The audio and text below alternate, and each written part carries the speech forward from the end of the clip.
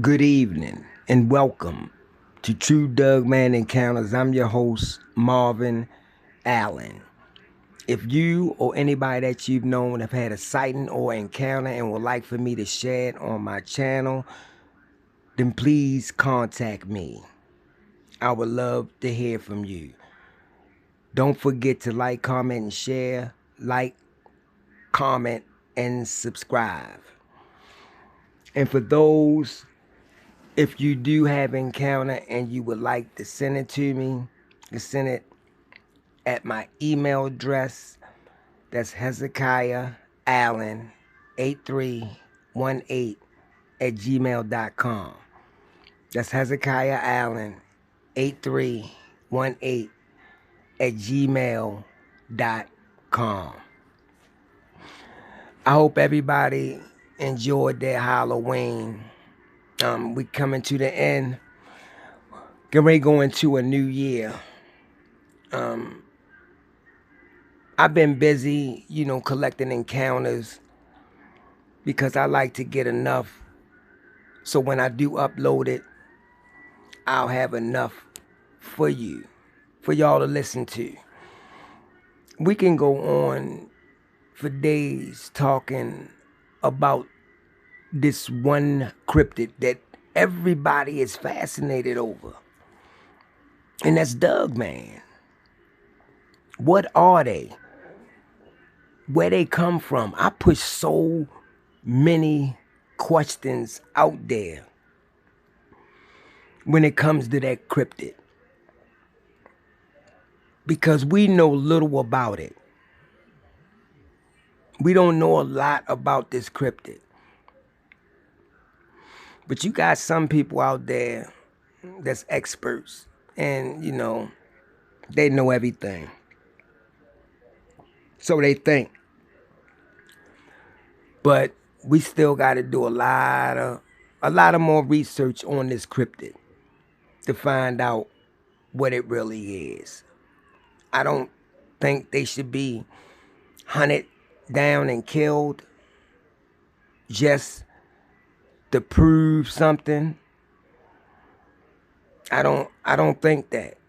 But you got some people that's gun ho and they just want to go out there and kill it so they can prove to the world that they exist. A lot of us know that they exist. Some people just ain't open their eyes yet. Some people just don't want to believe that these creatures are roaming our state forests, neighborhoods. They are everywhere. And one thing about it, they've been here. So when someone goes and buy a home and buy some land, and the first thing they say is, man, these creatures is on my land, they on my property. Let's get it straight. They was there first. So they're going to do whatever they got to do to protect their home. They're going to do whatever they got to do to protect their young. So they're not going nowhere. They here to stay. And another thing, I'm going to start doing lives again because I got quite a few eyewitnesses lined up. So we're going to start doing that. We're going to start switching up and changing the topic. So every time we do a live, we're going to switch the topic up on it. Not saying we're not still going to talk about Dugman, but we're going to talk about these other cryptids and these other creatures too. Because they are out there. And people are seeing them too. They not just seeing Dugman. They seeing other cryptids too. So that's what we're going to do. Every time we do a live, we're going to cover a cryptid. And we're going to title those shows Open Discussion. We're going to dig down and find out what that cryptid really is. So before we even come out and start doing the live, I will post it first and let y'all know what cryptid is going to be on the live for open discussion. All I need y'all to do is do a little bit of research on that cryptid for the topic and for that show. Do some research on that cryptid. So when we do go live, y'all can throw out questions and y'all can ask questions and get feedback on it. So I want all of us to do that because I'm going to do it too. Whatever cryptid we talk about, I'm going to do research on it. So I'm going to be bringing something to the table too.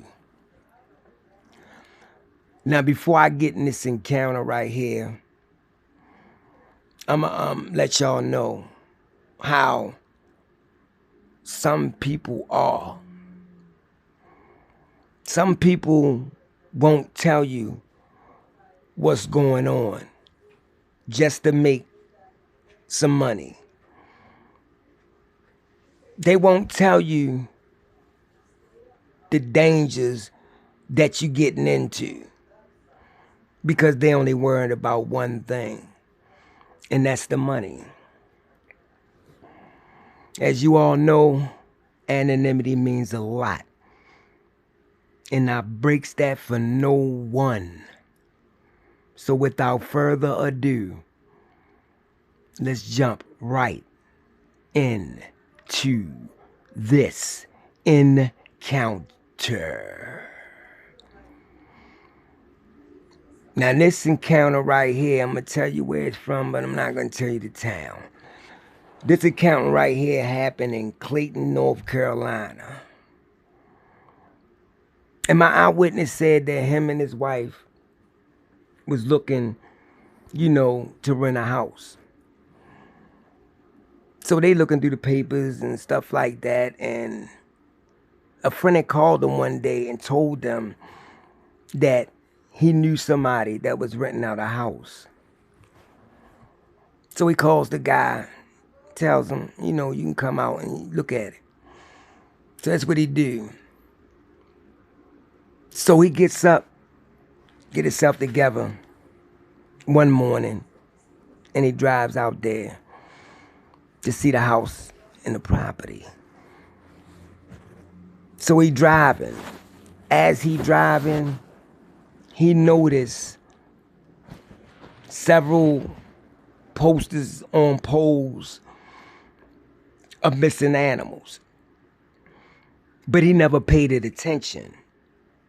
He just thought in his mind, okay, probably got, ran away or something like that. That's what's going through his mind. So he gets to the property. The owner meets him there. He pulls up and gets out. And he said, come on, I'm going to show you around. So he takes him in, he shows him around the inside of the house. And everything that he see, he love. And he know his wife gonna love it too. So it leaves out and it goes around back. Now in the back, the owner had this shed out there. So when they walk down and they get to the shed, my eyewitness noticed that the sides of this shed was just caved in. Like something just hit it and just put a big dent in it. And it's not on one side, it's on both sides. So my eyewitness asked him, he said, what happened here? He said, probably some kids in the neighborhood. He said something stupid that didn't even register, but my eyewitness said he brushed it off and said, okay. So he asked the owner, when can he move in? He can move in anytime. So they finished talking, made the deal, and my eyewitness said he left, went back, to the other house.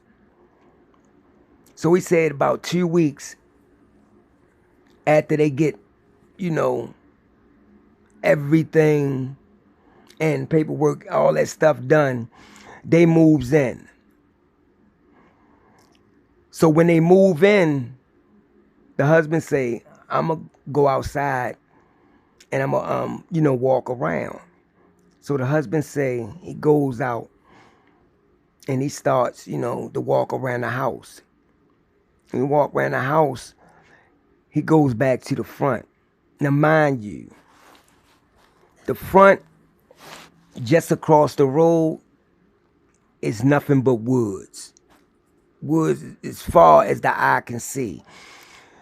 So he stands there when he gets round to the front.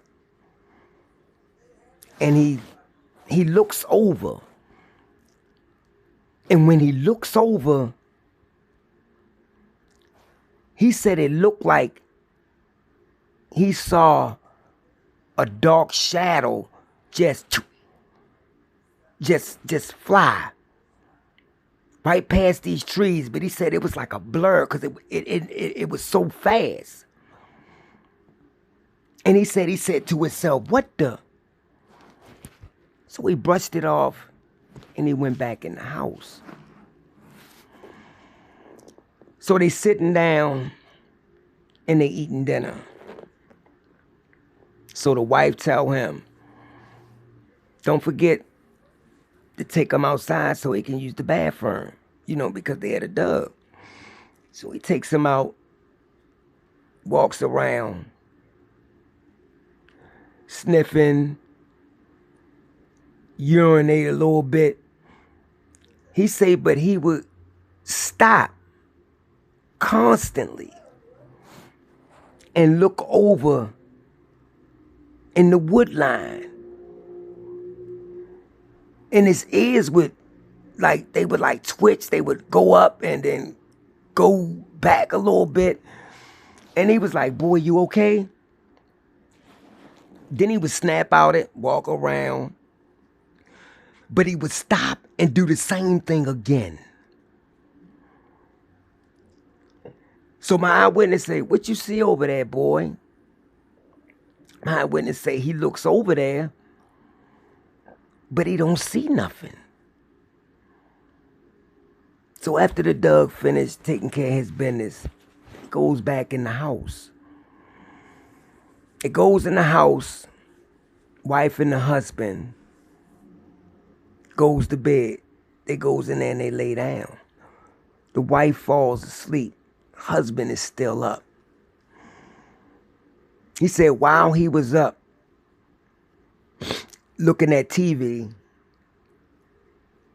he heard what sounded like an animal snorting just on the side of their window. So he sit up in his bed and he said to himself, what the? He said he sat up, a few seconds would pass, and he would hear it again. After that, he gets up and he walks over to the window. When he walks over to the window, he pulls the curtains to the side. And when he looked out towards the front of the house, he said he see this dark shadow again. It was like a blur, just shot. So he hurried up and closed the curtain. When he closed the curtain, he went back over, he sat on the bed, woke his wife up. She said, what's wrong? Why you not asleep? So he said, I don't know, I just thought I heard something outside. So my eyewitness said he finally falls asleep. The next day, they get up. Get themselves together, eat breakfast and stuff. She sits in the living room and he goes and sits on the porch. When he sits on the porch, his wife said, "Take him out." So he opened the door and he let the dog out. The dog comes out again. Go down there, sniff the grass, doing what he do. And it starts to look back over there in the tree line. Now, mind you, the eyewitness don't know what it's looking at. Because when he look over there, he don't see nothing. So after about an hour, he goes back in the house. Take the dog back in. So he goes in there and he sits with his wife. And while he sits in there with his wife, he's thinking about the dark shadow that shot past and why his dog keeps looking over in the tree line. So later on that day, the wife said she needed to go in town. So they goes in town to pick up a few items. Now mind you, my eyewitness said that when they left out, for some odd reason, they didn't know that the dog left out too. I said, well, what, you didn't pay it no attention to see if the dog followed you out? He said, honestly, truth be told, no, I didn't. So now the dog is out. They in town. They gets everything they needs. They drives back to the house. Parks, get out, take the stuff in the house, and they both come out and they sits on the porch. But the wife said, go get the dog and bring him out. He goes in the house. He don't see the dog. So he goes back out, tell his wife, say, he not in here. She said, please go and look for him. So that's what he did.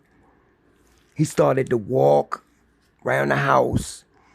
He walked down the road. Now, mind you, his nearest neighbor was a half a mile away. So when he walks down the road, he come back up, he tells his wife he just don't see him. She said, go over and look and see if he in the woods. So he walks over there and he stops at the front of the wood line. He calls out to him. Nothing. He said he walked in about 30 yards. He called out again and heard nothing. He said that's when he caught this horrible, horrible smell. He said the smell was so rotteny or whatever that it almost made him throw up in his mouth. He said that's how bad it smelled. So he turned around and he started to walk back. He said as he was walking back, he heard this low growl. He said when he heard that low growl, he just took off running. Shot. Running across the street. He out of breath when he get back to the house. The wife said, "What's wrong?" He said, "Baby, I don't know. Something growled at me in them woods." He said, "I didn't see the dog." So the wife mad. The wife upset. Because he didn't know that the dog came out. So she told him, "We're going to sit out here and see if he come back." So they sits out there on the porch. Time passes, get dark. They goes in the house. The next day when they get up, eat breakfast, get themselves together. The husband goes out. And when he goes out, he sees something that he said he'll never forget. He said he see the head of their dog sitting on the bottom steps. He looked, and he looked across the street over in the wood line. And when he looked over there, he said he seen something that should not exist. He said he seen this wolf-type creature standing just off on the path, looking right at him. He said this thing was just massive. He said the head on this thing was like a stern wheel. Pointed heads, long arms, but legs like a dog.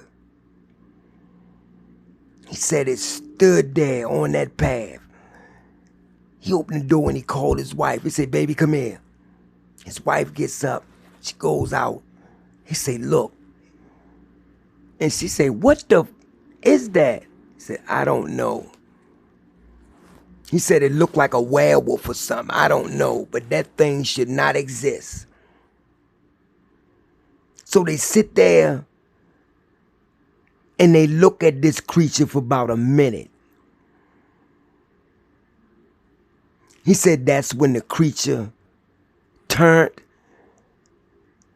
and it walked back down that path.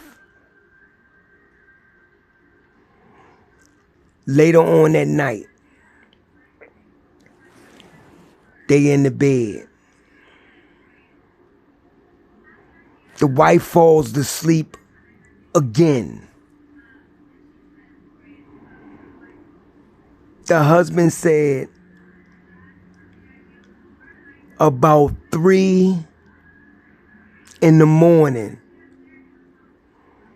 is when he can hear footsteps walking around his house. Not quads, but bipedal. Something on 2 legs.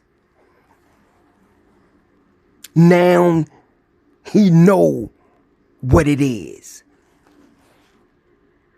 He says he gets up. He go grab his gun. He stands by the front door. He peeps out the peephole.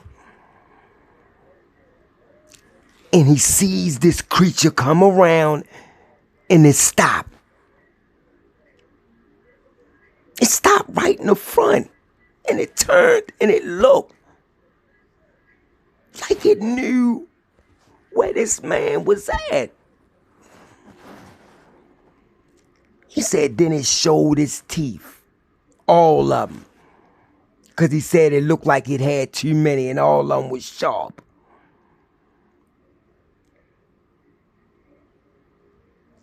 He said he opened the door just a little bit. And he peeped out. It's still standing there. So he said he don't know what he was thinking. But he said he swung that door open. Bop, bop, bop, bop, bop, bop. And hurry up, shut it and lock it. The next thing he know, he can hear that thing running away. That's how heavy it was. Boom, boom, boom, boom, boom. The footsteps that this creature was taking. He don't go outside. The next day, he gets up and he goes out. That's when he see blood drops. So he got his gun and he started to walk. He walk across the road, walk to the beginning of the tree line, and he started to walk in. He walks in, he see more blood. He follows it. But after he walked for about another 2 minutes, poof. The blood trail just ended. So he goes back. When he goes back, the wife tells him that she called the local police. And he said to her, why would you? So they going back and forth. Police pulls up, gets out. And he asked him, he said, Miss, what did you say your husband seen?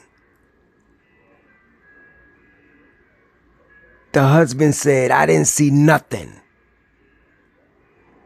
The wife said, baby, please tell him. He said, I didn't see nothing. So the wife said, he saw a werewolf. I saw a werewolf. Or at least it looked like a werewolf walking around on 2 legs. When she told the police all this, that's when he made them recant their stories and don't say nothing to nobody.